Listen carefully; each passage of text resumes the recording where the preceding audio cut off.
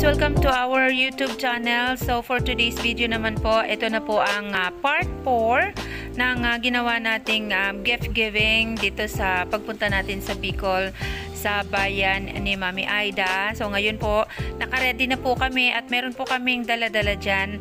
Yung apat na box na yan ay may laman po yan ng mga Jollibee Foods, 100 packs ng Jolly Spaghetti with chicken, and 50 packs po ng Jolly Chicken with rice. So dito dumaan muna kami ng Tetra Pak, yung big. So para naman po meron silang pagkain at meron din naman silang inumin. At kami po ay iikot sa kung hanggang saang barangay kami makakarating para po ipamigay yung dala-dala naming Jollibee Foods. Ayan. Pero priority po namin na bibigyan ay mga bata. So nandito po kami ngayon sa loob ng van. Kasama ko ang aking tropa.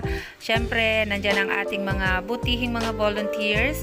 Lalong-lalo na si Mami Aida. Ayan, kasama rin po natin si Mami Aida Onan, ang philanthropist ng Bicol. Ayan, so ngayon po ay naglalakbay kami at naghahanap kami ng kung saan kami pwedeng huminto para mamigay ng pagkain. So unang nakita po namin dito ay isang nagpapadyak na si tatay na parang pagod na pagod kasi yung pakiramdam niya at parang nararamdaman namin yung gutom niya. So binabaan namin siya at dinalhan ni Ma'am Lani ng makakain para naman kahit papano ay mapasaya namin si tatay sa maghapon niyang pamamasada. Ayan, dahil meron naman siyang mga kasamahan dyan, binigyan na rin namin sila. Yan, kasama yung mga iba pang mga namamasada ng padyak. So, ang tawag po dyan dito sa Bicol ay padyak or ewan ko po kung anong tawag sa inyo niyan. Sila po yung mga bike na nilagyan lang ng sidecar tapos ay namamasahero.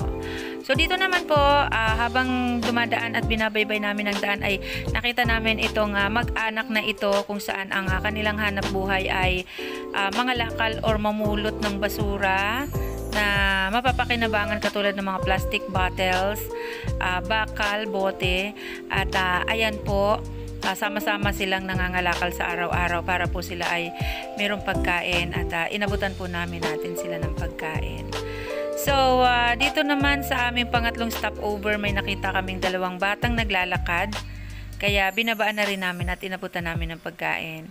Pero dahil merong mga ibang bata na nakakita sa amin, kusa na rin silang lumalapit dun sa aming sasakyan at inaabutan na rin namin. Ang plano namin dyan ay dito na lang kami at dito na lang namin uubusin yung lahat ng dala-dala naming food packs dahil nakita namin na itong lugar na ito ay maraming bata at yung mga nanay na rin nila ang naghahatid sa kanilang mga anak. Sinasamahan yung kanilang mga anak para lumapit sa amin para po sila ay mabigyan din ng dala-dala nating Jollibee food packs. Okay, so si Ma'am Lani ay nagdesisyon na dyan na sabi niya buksan na namin yung likod para mas madali yung pamimigay ng food packs sa mga bata na lumalapit dahil parami na po sila ng parami dyan. So, bali po pala ngayon ay nandito kami sa bayan ng Pasakaw, Camarines Sur. At bali 3 barangay din po ang dinaanan namin hanggang sa mapaubos namin yung dala-dala namin na 150 food packs from Jollibee. Nag-umpisa po kami sa barangay Karanan hanggang paakyat ng Sitio Macad hanggang sa makarating po kami ng barangay Dalupaon. So, sa pagkakataon pong ito, dahil dumidami na po yung mga bata dyan, ay nilapitan ko na po sila dyan dahil napapansin ko po na dumadami yung mga bata at medyo nako-compromise yung kanilang safety dahil gumigitna na sila at nasasakop na namin yung gitna ng kalsada. So, para naman po masiguro natin ang kanilang kaligtasan ay i-guide ko po yung mga magulang na bantayan yung kanilang mga anak at pumila ng maayos dahil lahat naman po sila ay mabibigyan basta't wag lang po silang magsiksikan at baka po tayo ay makadisgrasya, 'di ba? So mababait naman po sila at sumunod naman sila sa pag-guide natin sa kanila So pumila naman sila ng maayos at isa-isa ulit natin silang binigyan ng pagkain. Ang naging problema lang po namin dyan, habang binibigyan namin ng pagkain or binibigyan namin ng food packs yung mga bata, ay biglang bumuhos yung malakas na ulan. Kaya minadali na po namin na bigyan sila ng pagkain at isa-isa na po namin silang pinauwi dahil syempre ang safety po ng mga bata ang ating priority. So pagkatapos po niya na sumakay na rin kami sa aming sasakyan at binaybay na po ulit namin yung daan papuntang Barangay Dalupaon. Dito naman po ay may nadaanan si Ma'am Lani na isang matanda na nakatira sa lumang sasakyan or sirang sasakyan. At nung in-interview natin siya ay dito na daw siya nakatira at mag-isa lang siya at wala siyang kasama.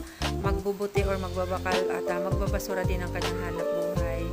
Paalis na sana kami dyan pero biglang bumalik si Ma'am Lani at kumuha ng pera at inabutan si tatay. Kaya tuwang-tuwa rin naman si tatay dahil kahit papano alam niya na malaking bagay na rin po yun sa kanya.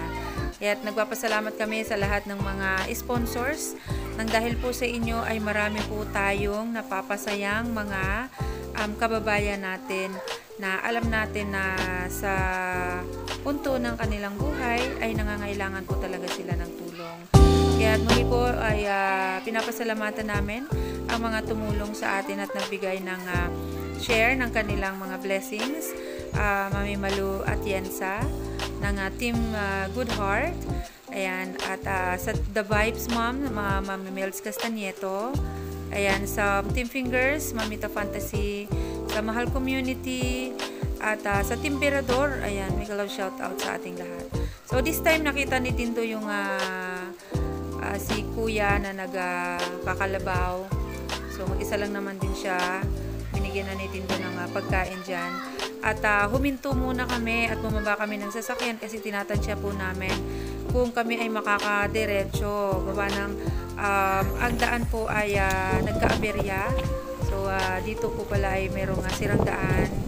Lumubog yung kalsada o lumuho yung lupa pati yung kalsada. Kaya tinatansya po namin kung ito ay kakayaning tawirin ng sasakyan dahil kung hindi na ay hindi na rin naman kami tutuloy. At sa awa naman po ng Diyos ay nakatawid naman kami dyan. So binaybay pa rin namin yung kabundukan. Ayan, so tinatry po ng sasakyan dyan at medyo kinabahan pa kami dyan, delikado dahil medyo tumatagilid talaga yung sasakyan. Pero sabi ko nga po sa awa ng Diyos nakalusot naman kami dyan. So binaybay ulit namin ang kabundukan. Actually po ito ay paakyat ng bundok. Ayan, ng bundok Makad. Ayan, tatawid po kami dyan hanggang sa makarating ulit kami sa ibang baryo. Mahirap ang daan, masikip, lubak-lubak, butas-butas, at walang simento yung iba.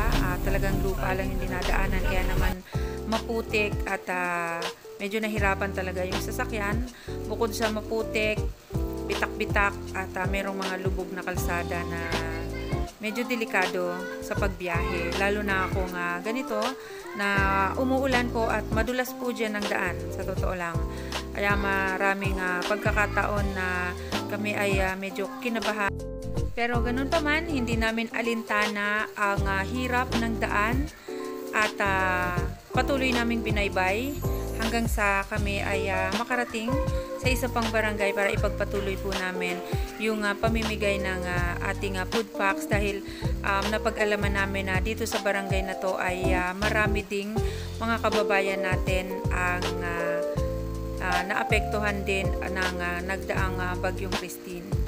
So ngayon po ay approaching na tayo dito sa bagong barangay or sa isang barangay kung saan tayo ay mamimigay.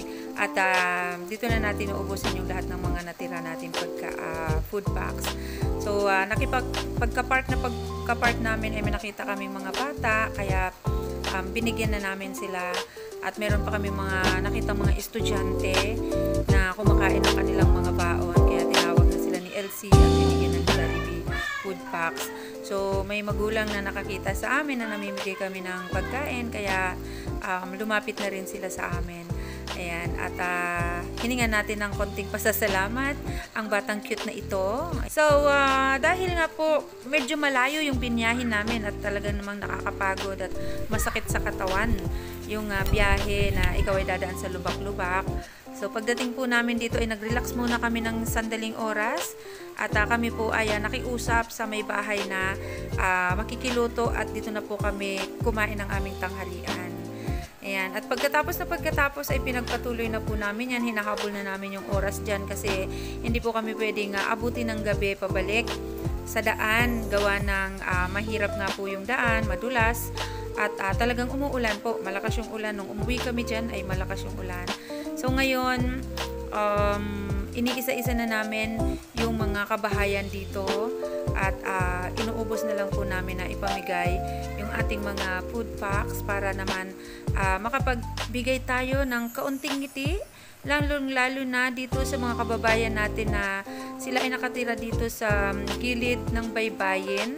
Ayan.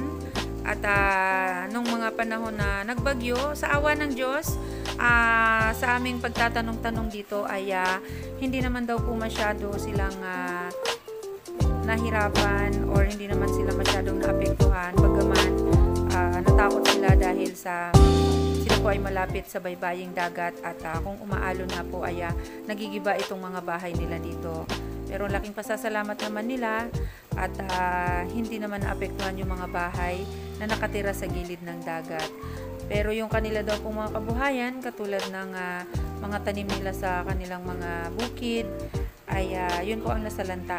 Kaya sa ngayon, medyo sinasabi nila na talagang hikaho sila dahil walang produkto na makukuha sa kanilang sa bundok or sa kanilang mga bukid dahil po sa naapektuhan po ng Bagyong Christine. So, hanggang sa matapos po, kami rito ay nag-ikot lang po kami dyan. Ayan. At patuloy lang kaming namimigay ng ating mga pagkain. Ayan, sa sipag, ayan.